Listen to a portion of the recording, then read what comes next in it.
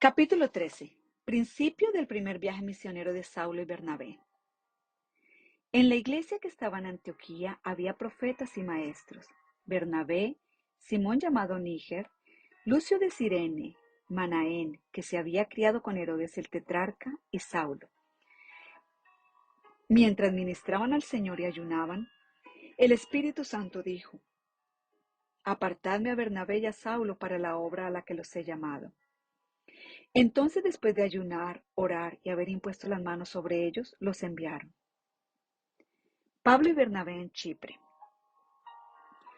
Ellos pues, enviados por el Espíritu Santo, descendieron a Seleucia y de allí se embarcaron para Chipre. Llegados a Salamina, proclamaban la palabra de Dios en las sinagogas de los judíos y tenían también a Juan de ayudante. Después de haber recorrido toda la isla hasta Pafos, encontraron a cierto mago, un falso profeta judío llamado Bar Jesús, que estaba con el procónsul Sergio Paulo, hombre inteligente. Este hizo venir a Bernabé y a Saulo y deseaba oír la palabra de Dios. Pero Elimás, el mago, pues así se traduce su nombre, se les oponía, tratando de desviar de la fe al procónsul. Entonces Saulo, llamado también Pablo, lleno del Espíritu Santo, fijando la mirada en él, dijo: Tú, hijo del diablo, que estás lleno de todo engaño y fraude, enemigo de toda justicia, ¿no cesarás de torcer los caminos rectos del Señor? Ahora, he aquí, la mano del Señor está sobre ti, te quedarás ciego y no verás el sol por algún tiempo. Al instante, niebla y oscuridad cayeron sobre él, e iba buscando quien lo guiara de la mano. Entonces el procónsul, cuando vio lo que había sucedido, creyó maravillado de la doctrina del Señor. Pablo y Bernabé en Antioquía de Pisidia. Pablo y sus compañeros zarparon de Pafos y llegaron a Perge de Panfilia, pero Juan, apartándose de ellos, regresó a Jerusalén. Mas ellos, saliendo de Perge, llegaron a Antioquía de Pisidia, y en el día de reposo entraron a la sinagoga y se sentaron. Después de la lectura de la ley y los profetas, los oficiales de la sinagoga les mandaron a decir: Hermanos, si tenéis alguna palabra de exhortación para el pueblo, hablad. Discurso de Pablo de Antioquía en Pisidia. Pablo se levantó y, haciendo señal con la mano, dijo: Hombres de Israel, y vosotros que teméis a Dios, escuchad.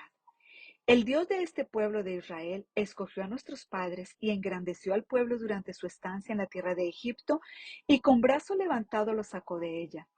Y por un periodo como de 40 años los soportó en el desierto. Después de destruir 7 naciones en la tierra de Canaán, repartió sus tierras en herencia. Todo esto duró como 450 años. Y después de esto les dio jueces hasta el profeta Samuel. Entonces ellos pidieron un rey, y Dios les dio a Saúl, hijo de Cis, varón de la tribu de Benjamín, durante 40 años. Después de quitarlo, les levantó por rey a David, del cual Dios también testificó y dijo: He hallado a David, hijo de Isaí, un hombre conforme a mi corazón, que hará toda mi voluntad.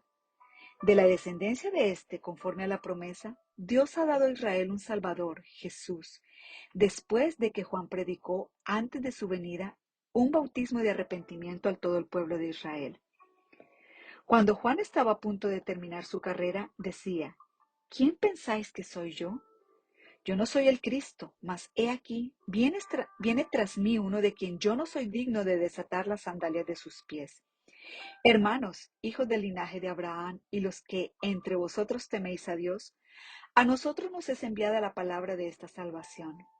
Pues los que habitan en Jerusalén y sus gobernantes, sin reconocerle a él ni las palabras de los profetas que se leen todos los días de reposo, cumplieron estas escrituras condenándole. Y aunque no hallaron causa para darle muerte, pidieron a Pilato que le hiciera matar. Y cuando habían cumplido todo lo que estaba escrito acerca de él, le bajaron de la cruz y le pusieron en un sepulcro.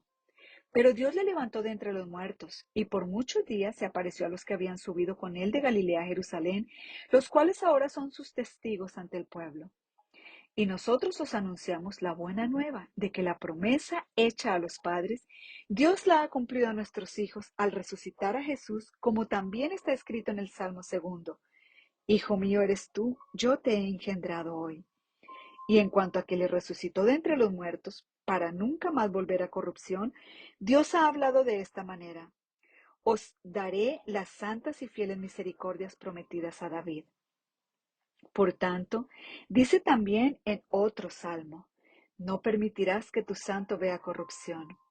Porque David, después de haber servido el propósito de Dios en su propia generación, durmió y fue sepultado con sus padres y vio corrupción. Pero aquel a quien Dios resucitó no vio corrupción.